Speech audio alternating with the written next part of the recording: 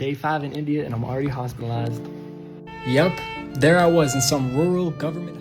இந்தியாவின் கிராமப்புற மருத்துவமனையில் தனக்கு கிடைத்த இலவச சிகிச்சை மற்றும் தரமான சேவையை வியந்து பாராட்டியுள்ளார் அமெரிக்காவை சேர்ந்த பிரபல சர்வதேச திரைப்பட தயாரிப்பாளர் மைக் நோன்.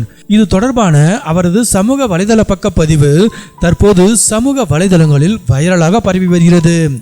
இந்தியாவுக்கு சுற்றுலா வந்த மைக் ஒடிசா மாநிலத்தில் பயணம் செய்தபோது சுவையான உள்ளூர் உணவுகளை அளவுக்கு அதிகமாக உண்டதால் கடுமையான வாந்தியால் பாதிக்கப்பட்டார்.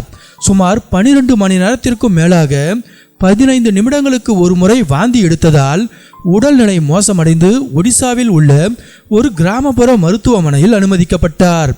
மருத்துவமனையில் அவருக்கு நரம்பு வழியாக குளுக்கோஸ், வாந்தியை நிறுத்தும் மருந்துகள் மற்றும் ஊசிகள் செலுத்தப்பட்டு தீவிர சிகிச்சை அளிக்கப்பட்டது.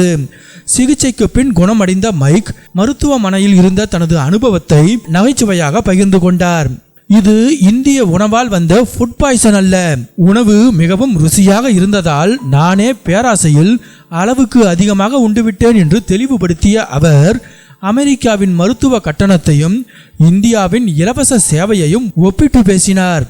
அமெரிக்காவில் இதேபோல் குளுக்கோஸ் ஏற்றி ஊசி போட்டு சிகிச்சை பெற்றிருந்தால் பல $1000 பில் வந்திருக்கும். ஆனால் இந்த இந்திய அரசு மருத்துவமனையில் என்னிடம் ஒரு பைசா கூட வாங்காமல் முழு சிகிச்சையையும் முற்றிலும் இலவசமாக அளித்து விட்டார்கள் என்று ஆச்சரியத்துடன் நெகிழ்ந்து பாராட்டியுள்ளார்.